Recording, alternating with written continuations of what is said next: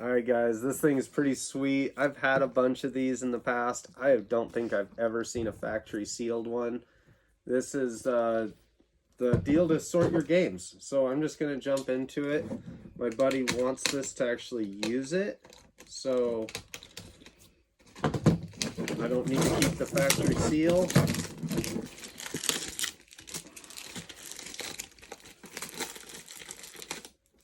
And by the way, these things, I ripped the whole paper.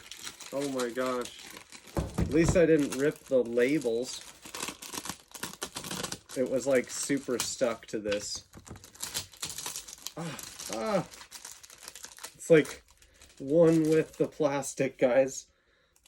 You know, that's one problem with keeping stuff factory sealed, is that it doesn't always mean that it's perfect condition, you know, because it's gonna get stuck to itself. Like, I can't even save those.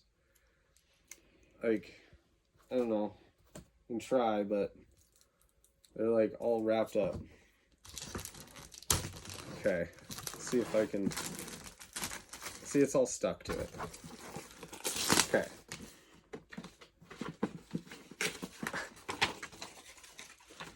And that's the original piece, but I unfortunately ripped that pretty bad. It'd be hard to keep this piece nice, that's for sure.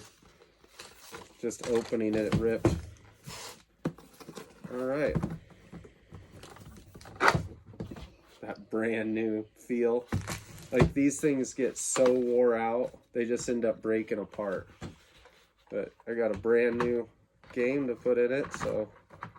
And by the way, with the game, like, the sticker is already peeling. You know, it's been sitting in the box for so long. It's sometimes not very good for something to stay factory sealed forever. But that's where the money's at. If you want to collect games, you want to do factory sealed, it's worth the most. But thanks a lot for watching, guys.